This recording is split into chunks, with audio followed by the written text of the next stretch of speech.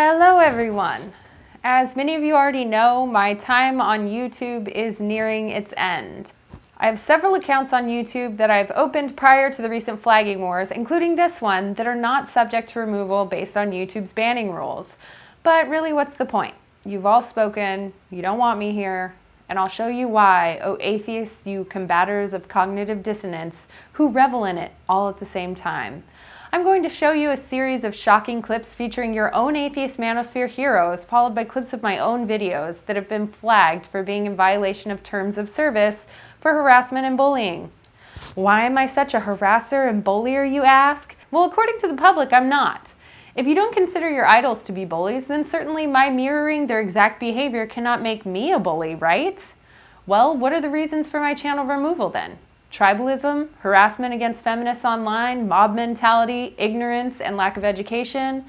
I set out to make videos copying the behavior of other atheist pros in order to show you, their harassing fans, that their behavior was unacceptable. And what do you know? My content has been flagged in violation of YouTube's terms of service. This particular project has made me the target of an intense online harassment campaign perpetrated by a loosely coordinated group of very angry gamers. Over the last few years, I faced a daily barrage of sexist abuse. These attacks range from hacking and doxing attempts to rape and death threats made against me and my family. The near-constant abuse has been and continues to be pretty awful. I have extensively documented and discussed how and why these cyber mobs form in various talks and articles. Okay, so the claim that I misrepresented this game is a particularly dishonest strawman argument. It originates from a 42-year-old YouTube user who, by all accounts, hasn't played the game at all, hasn't played Hitman at all, but is obsessed with ranting against feminism.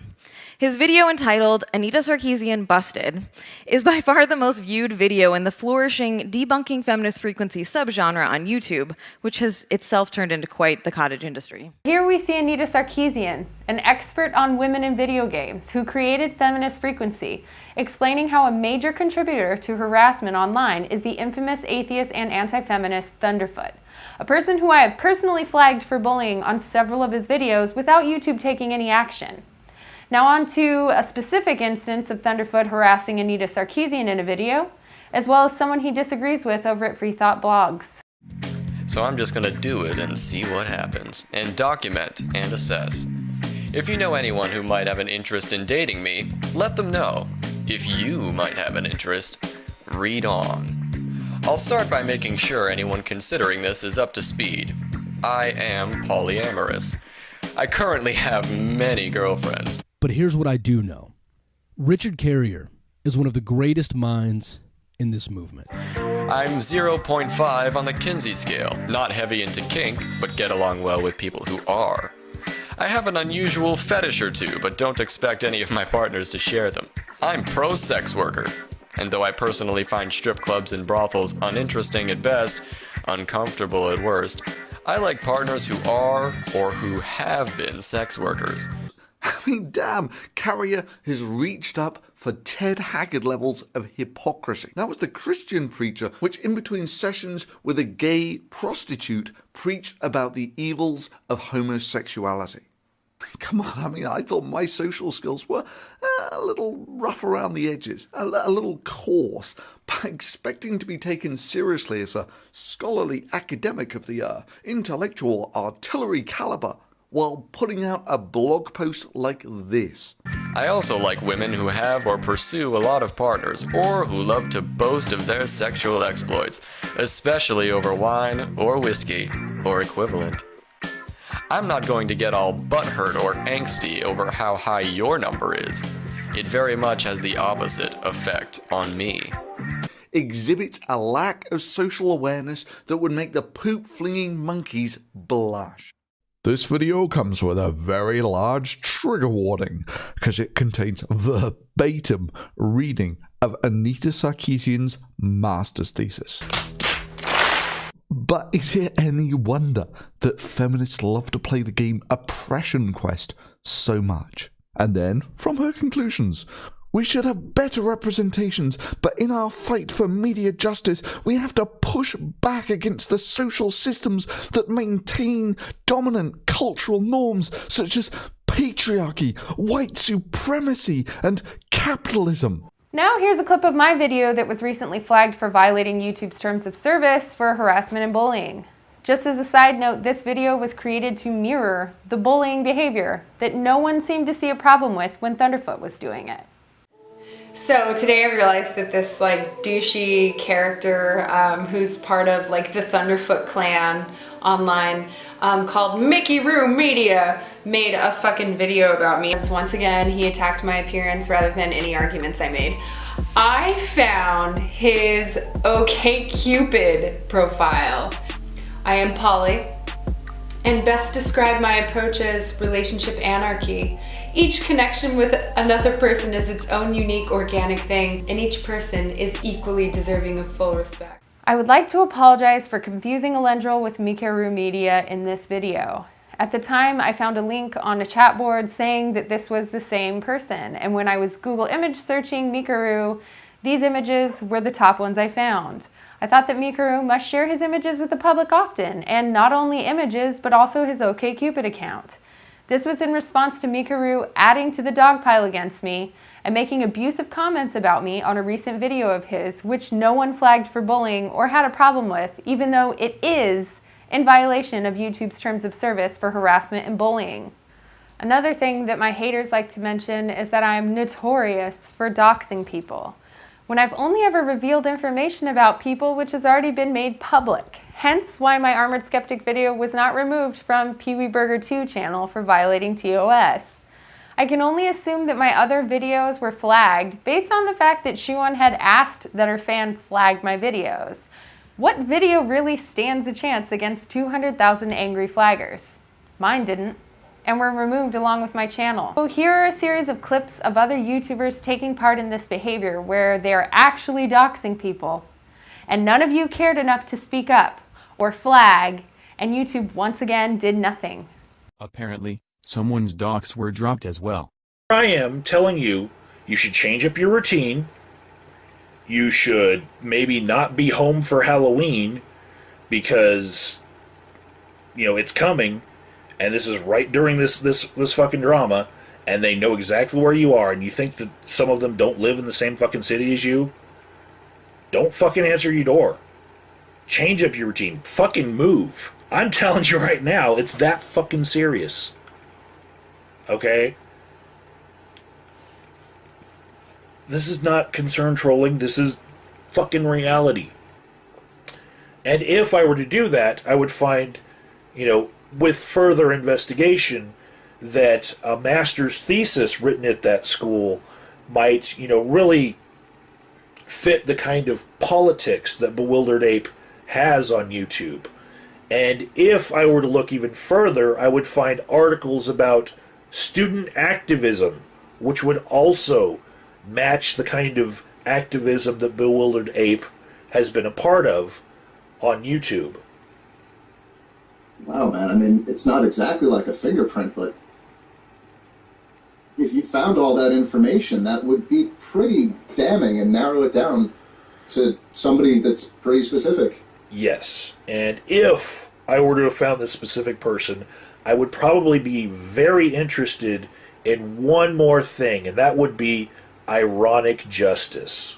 Oh, that's the best kind of justice. Yes, and I would probably be looking for this person's LinkedIn profile so that I could find a way for the same thing that he did to Thunderfoot to be revisited upon him. If you were to do any of these. If. Big if. Yes. Yeah. If. That's a lot of big ifs. Yes. Big ifs. So yeah, it seems it's true that Hannibal the Victor, aka this that everybody knows about now, is indeed a registered sex offender. Oh shit! Guys, this is amazing. This is probably the most amazing fact I've ever fucking discovered about anyone ever. This is crazy. Like, I don't know how I could ever top this. This is. I mean, wow. You think you know somebody, you think you've got their number, and then you find out they only weigh 210 pounds. What the fuck? If you're trying to create a satirical, if you're trying to create satire on the internet, it's it's probably counterproductive when you make that set inseparable from who you really are. Just ask. And let's see. She says that I've been colluding with people behind the scenes, and that I create weird narratives and whatnot. I don't have a lot of time to deal with this issue, so I'm going to say, if Jenny McDermott does not retract that statement, and the statement that I'm a doxer and whatnot, I'll give her 1 month from the upload of this video, and if she doesn't, I will just simply do a long screenshot video of the entire conversation between me and the person that she says I'm colluding with, and we will all see that there's a lot of doxing material coming from that account to me, and me not replying much at all, and I'm not going to care whether or not any of that information hurts her, because, see, her allegations are hurting me, and I'm not going to be a hostage to my own civility. A lot of these little spats, with Justin and Kevin Logan, we had them both talk it out to each other, not about each other. Yeah, instead of Justin Templer, yeah, who was being attacked by Jenny, going around and talking to like 15 different people about Jenny. All right, should have gone to just directly to Jenny, but Jenny wouldn't want to talk to him. Jenny didn't want to talk to him, so he was whatever. Yeah. Again, I'll ask the question to Justin that I asked of Agent of Doubt yesterday. Do you care if the information you provide to these people that gets out there, do you care if it's used to rape or murder Jenny McDermott? Do I care? I don't have any control over these people, Kevin. But that door swings both ways, especially when a quick Google search of the email you sent gives this. And believe me, I'm by no means the first person to do this. But you may sit there and say, yeah, but my husband owns the company. You can't get me fired. And somebody else sent me a comment. They're going to contact my boss, which is apparently my husband. But part of the reason I wanted to do this video is these people can't do anything to me. Well, I'm not too sure about that. Because people can say what they want about your company online. In fact, it's really not like what you did at all, in that all they have to do is tell the truth about your actions rather than all this bullshit about calling people Nazis and so forth. Okay, there is no way I can defend something like this. Now, I know that the noobs around here have no idea who I am and just would like to do anything they can do to earn head pats from their YouTube celebrity heroes. But for the rest of you who happen to enjoy my channel, this is most certainly a goodbye. But I want you all to think about the hypocrisy you are all a part of. You are taking part in silencing opposition online. And once opposition is gone, you'll find yourself in a very boring, very culty, manly hug box. And that is not a good thing.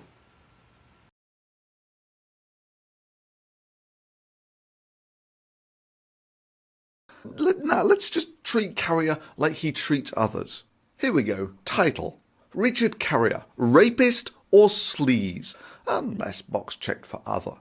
Because I believe the preponderance of evidence is sufficient to conclude that Carrier has crossed moral lines. I have seen enough evidence to establish in my own mind at least a 100% chance that Carrier has not only cheated or fooled around, but has left a wake of victimized women in his path, and that he has not conducted himself morally, and is probably not good or safe company, especially for women. Because we all decided as a community that it is absolutely okay to dox pedophiles. And in my opinion, this is pretty close to pedophilia. So not only had this guy been cheating on his wife online with several women and tried to cheat on his wife with me, tried to move out to California to be with me when I wasn't interested, and had a girlfriend online named River McKenna, who then committed suicide after she saw that he had been flirting with me. After all of that and the divorce from Greg's wife, he started fucking around with this 17-year-old girl. Chew on head.